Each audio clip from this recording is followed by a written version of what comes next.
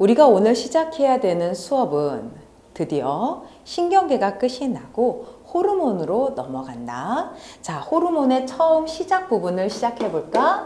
그래서 호르몬과 호르몬의 분비작용. 자, 호르몬이라고 하는 것부터 먼저 정리를 한번 해보자. 첫 번째, 호르몬이란 우리 몸에서 미량으로, 많이는 필요 없다는 거지. 미량으로 우리 몸을 조절하는 생리작용 조절 물질이라고 얘기를 해줄 수가 있다.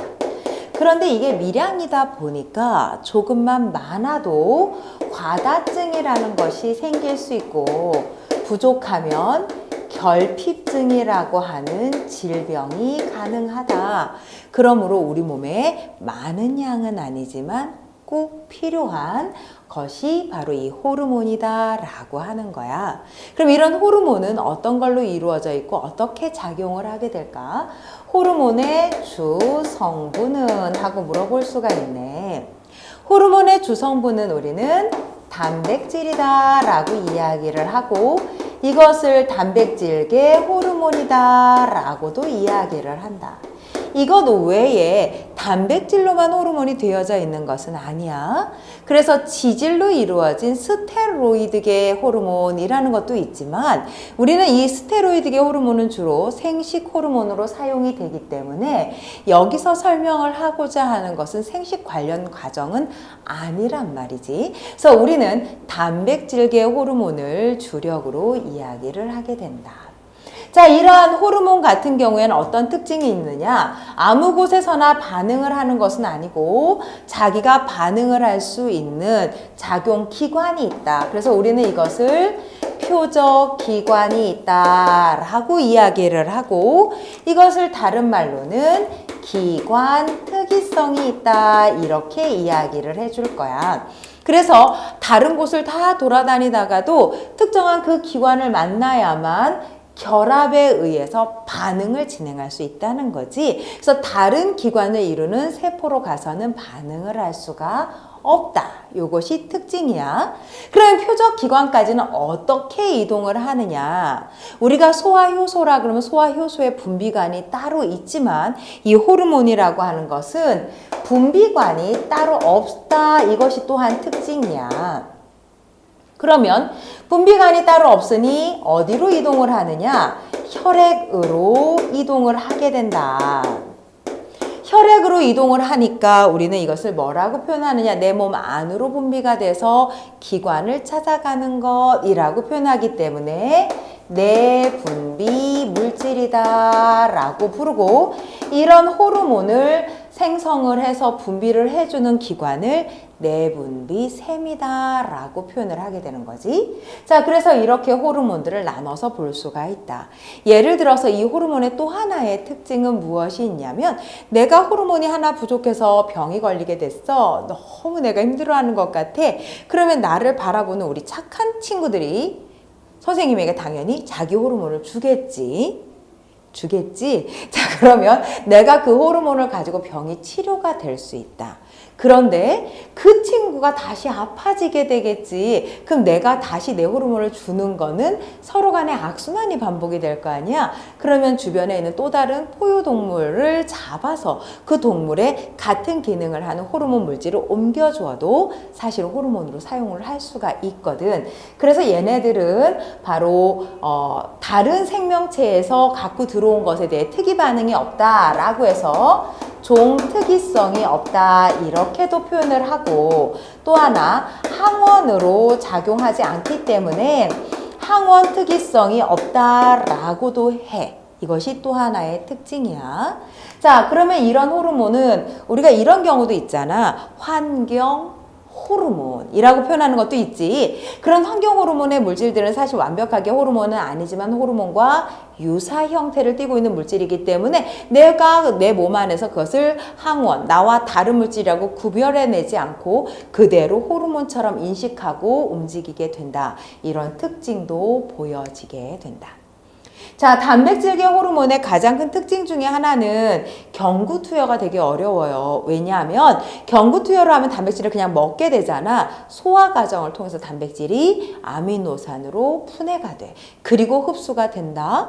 그러면 흡수가 되고 난 다음에 어떻게 되겠어? 이것을 호르몬으로 만들어내는 내분비샘에 문제가 있기 때문에 제대로 호르몬이 만들어지지 않아서 병이 걸린 거잖아. 그렇기 때문에 다시 몸 안에서 만들어지는 과정에 문제가 있을 수 있겠지. 그렇기 때문에 우리는 대부분 주사제로 투여하는 것이 단백질계 호르몬의 특징이다라고 해줄 수가 있어.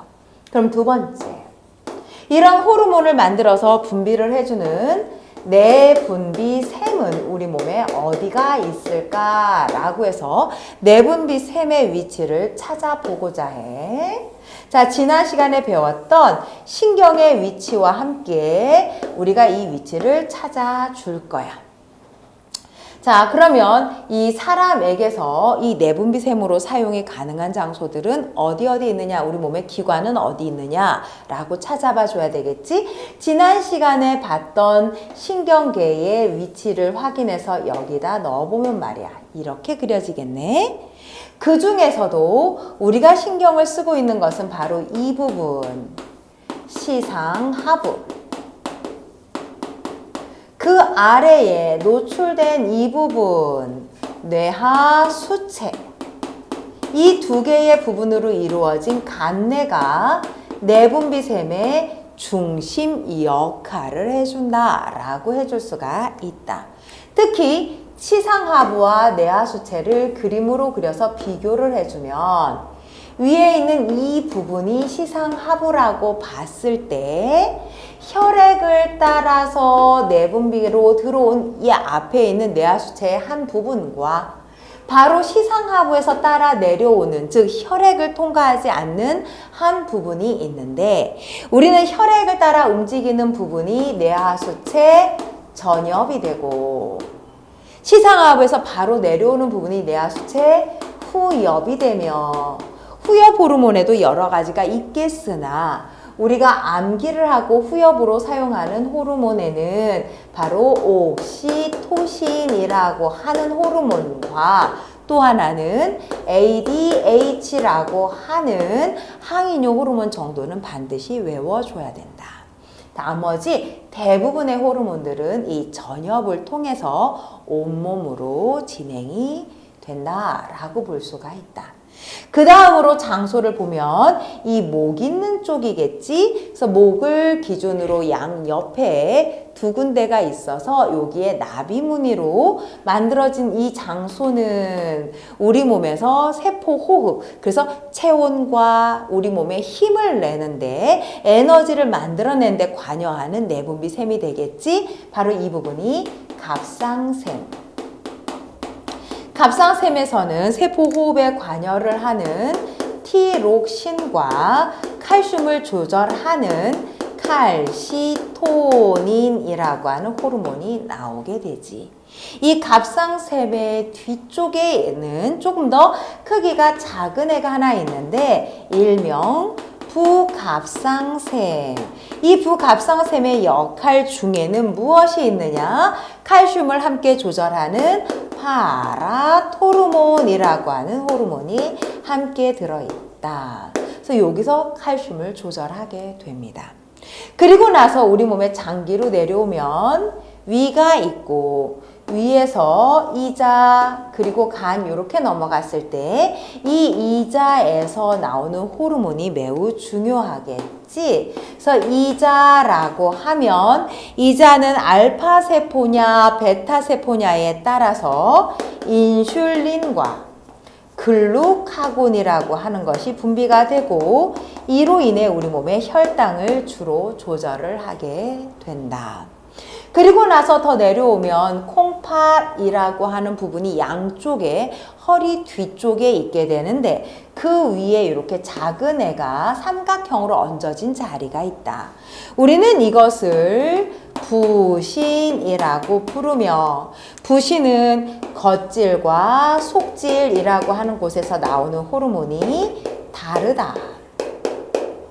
겉질에서 나오는 호르몬은 당질 코르티코이드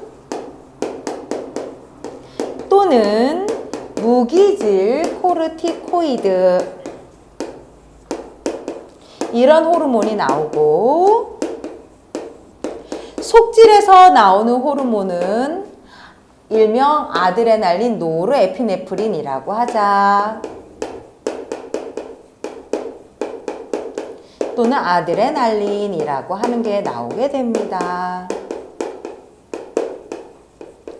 자, 보니 어머, 아드레날린, 노르에피네프린 지난 시간에 배웠던 신경과 관련이 있는 거네. 특히 자율신경계와 관련이 있네. 그래서 이렇게 우리는 호르몬과 신경을 비교해서 이야기를 해줄 수가 있다. 그래서 세 번째, 신경과 호르몬. 신경과 호르몬은 둘 다 우리 몸을 조절을 하게 되는데, 신경은 조금 더 빠르게 조절을 하게 되고, 우리 몸을 전체적으로, 전반적으로 다 관여를 하면서 얘가 어떻게 우리 몸을 그 신경을 교감과 부교감이라는 형태로 일명 얘네들이 서로 기랑이라고 해서 조절을 하면서 몸 전체를 조절하는 데 관여를 한다. 그런데 빠르고 그 다음에 신속히 반응하고 일찍 끝나는 경향이 있다면, 호르몬이라고 하는 것은 조금 더 느리다라고 이야기를 해줄 수가 있어. 왜냐하면 혈액으로 온몸을 따라 돌면서 빨리 표적기관에 도달하는 호르몬도 있고, 호르몬 중에서는 혈액을 따라 좀 천천히 도달하는 호르몬도 있단 말이야. 그래서 좀 느리게 반응을 하게 되고 특정 장소에서만 반응을 하는 경향을 보인다라고 이야기를 해줄 수가 있겠지. 바로 이것이 신경과 호르몬의 차이가 되고 특징이 될 수 있다. 그러면 호르몬은 이렇다라고 했는데, 이러한 호르몬의 분비작용에는 어떤 것이 있을까? 그래서 호르몬의 분비작용에 대해서 이야기를 해보자. 호르몬의 중심은 간내라고 하는 곳을 중심으로 해서 호르몬이 분비가 되었다라고 했으니, 그 간내를 통해서 실제적으로 호르몬이 분비되는 예를 들어가면서 첫 번째 얘기를 해보면 어떨까라고 하는 게 있어. 그것이 첫 번째 피드백. 이 피드백을 다른 말로는 되먹임이라고 하는 표현으로도 진행이 되지. 우리는 이 피드백을 바로 갑상샘 호르몬인 티록신 분비를 한번 설명을 해볼까?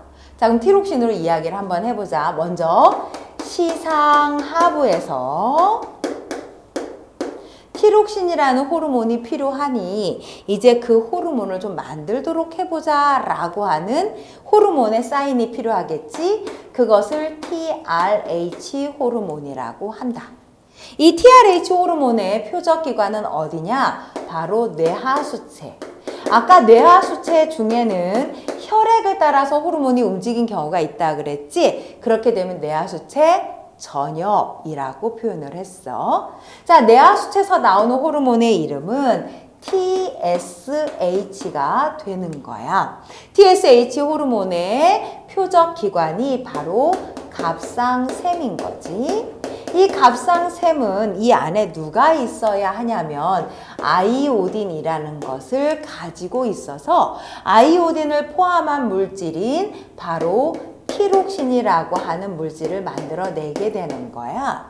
그러면 이 티록신이라고 하는 호르몬이 세포호흡을 촉진을 해서 우리 몸에서 열을 만들어내면서 활동에 쓰일 수 있는 에너지를 만들어내도록 조절을 해주는 호르몬인 거지.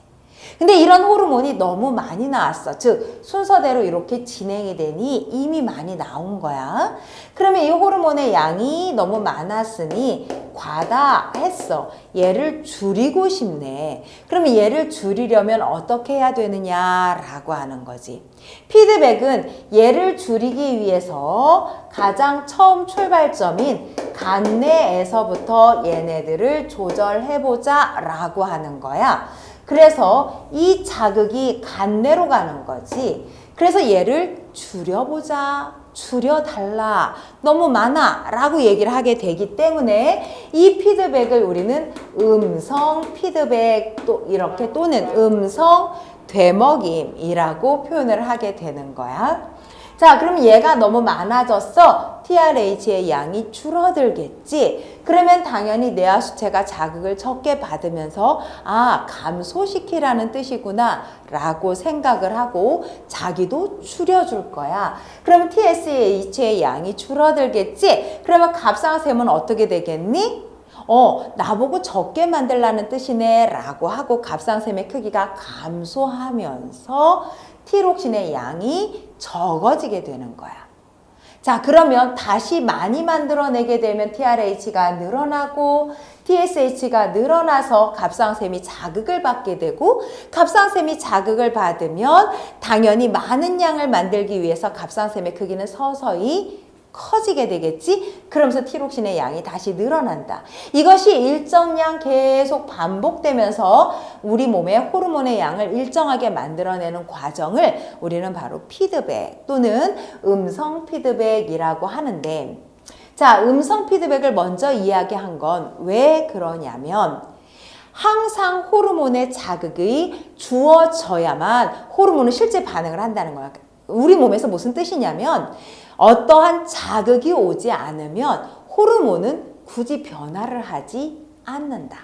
그래서 호르몬의 변화가 느껴져야 아니면 바깥의 어떤 환경의 변화가 느껴져야 아, 내 몸에서 변화가 생겼네 라고 생각을 하고 이것을 정상적인 상태인 항상성을 유지시키고자 호르몬을 만들어서 항상성을 유지시키는 거야. 그러니까 이미 호르몬이 나와 있었는데 그 양이 계속 만들어지고 많아지고 있었다면 기본적인 호르몬은 줄이는 과정부터 출발을 할 거라는 거지. 그래서 우리는 피드백 또는 음성 피드백이라는 표현을 학교에서 많이 사용을 하게 된다. 이해가 됐어? 자, 어떤 사람이 아이오딘이라고 하는 건 주로 바다에 많이 들어있거든. 근데 바다 근처를 못 갔던 거야. 얘가 없었겠지. 그런 경우가 되면 어떻게 될까? 자, 아이오딘이 없어서 티록신을 잘 만들지 못했어.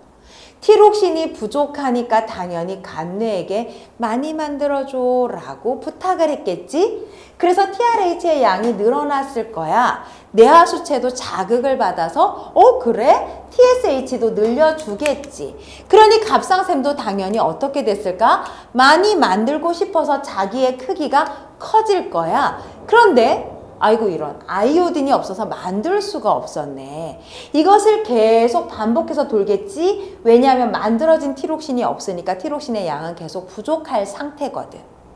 이것을 반복해서 하다 보니 갑상샘의 크기가 자연스럽게 커지게 되는 상황이 벌어지겠다. 우리는 이것을 바로 갑상샘종이라고 부르게 되는 것이고 책에는 이 목 근처에 크게 부어있는 사람의 사진이 예시로 실려 있게 된다. 호르몬의 그러면 분비 조절 작용은 대부분 거의 모든 호르몬이 이 피드백을 다 겪게 돼. 이 피드백을 하지 않는 호르몬은 없다. 단 피드백을 하는 호르몬의 중추가 간내가 아닌 호르몬이 간혹 있어서 그것 때문에 거의 대부분의 호르몬은 간내로 돌아가는 피드백을 합니다. 이렇게 표현을 쓰는 거지. 그러면 피드백 외에는 호르몬을 조절하는 방법은 없느냐? 그건 아니야. 다음 시간에 그것을 확인해 보자.